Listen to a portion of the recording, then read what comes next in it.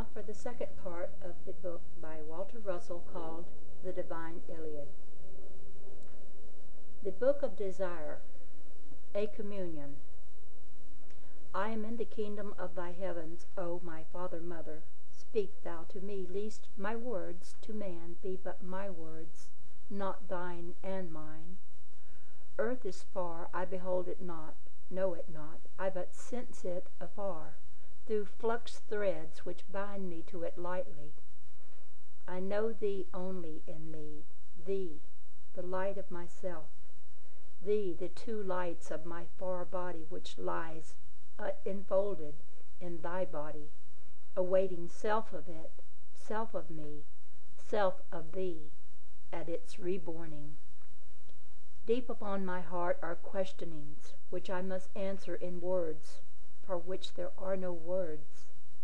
Intent am I upon the pulse beat of thy thinking, O my Father.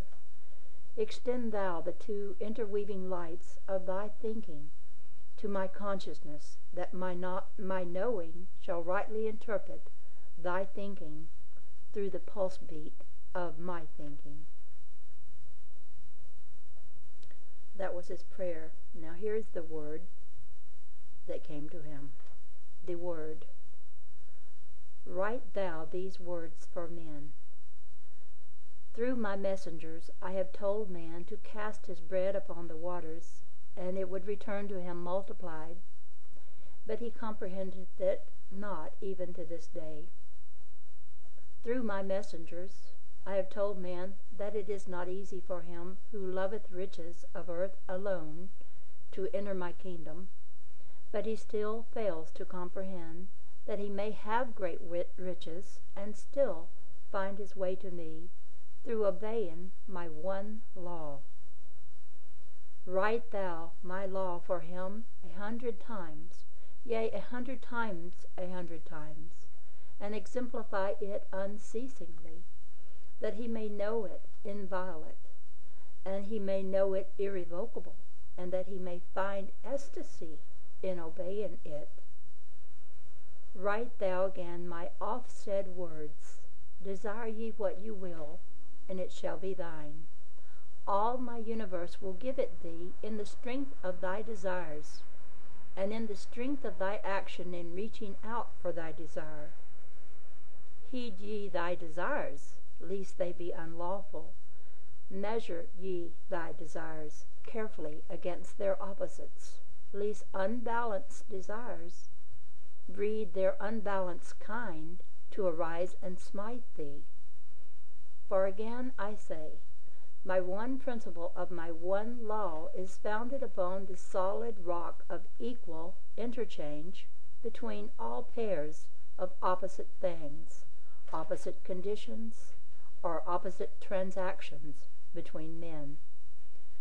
My will must prevail on earth as it is in heaven. That which I divide to give to earths and to their surrounding heavens of space is equal. That which earths give to their surrounding space balances that which space gives to earths. See thou my wheel thus working irrevocably in the starry system, which constitute my immortal eternal body. Note thou the precision of earth paths through their heavens. Know that such precision is result of obedience to my will, which my law is. Tell thou these workings of my law in the firmament of my body to man who knows these workings, but denies me in them. Tell man my rhythms are absolute, else the interlacing of earth paths through their heavens could not be. Tell him also that chaos must arise from his unbalanced comings and goings, his givings and takings, even as chaos would arise from disobedience to my will in the comings and goings of earth paths through their heavens, are the givings and regivings of their interchanging pressures. When skies take on earth unequally with earth's taking of the skies, tornadoes tell both earth and skies that I am within and without them, yea, within and without every particle of them, and theirs is the agony of disobedience to my will. Not till they obey my will do they find peace and rest in my tranquility. These do I balance with my will, as I balance all divided pairs in my universe of me. Likewise, when man takes aught from earth and gives naught to me for re-giving through self of him, toxins arise within him which are tornadoes for his self-quelling. Say thou to men, ye are my body. Hear thou me when I say that thy desires are thyselves, yea, both body and spirit of thee. That which thou wouldest possess is thee, even though thou possess it not. In body it is thee, in pattern, seed, and soul it is thee. That thou canst not evade.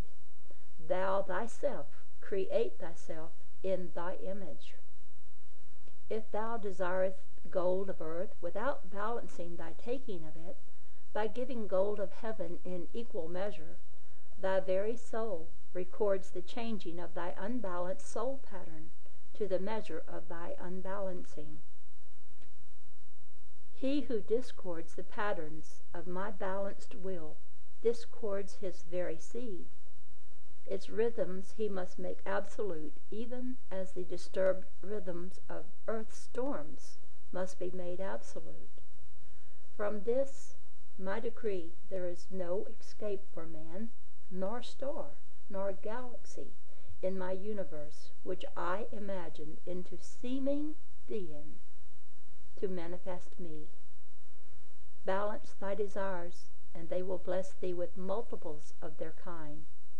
Beware lest thy taking shall outweigh thy giving, and gain thee nothing.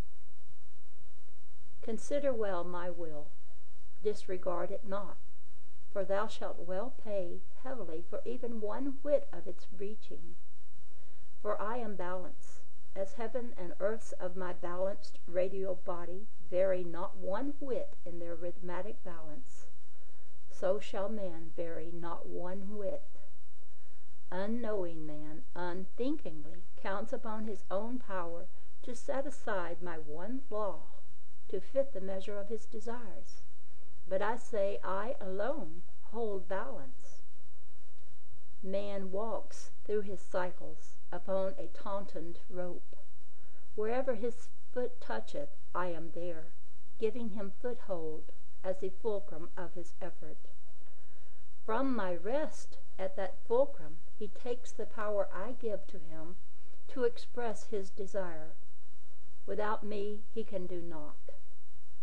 And behold me also at each end of the lever of his action, to balance his unbalancing in my universe, which knows no imbalance.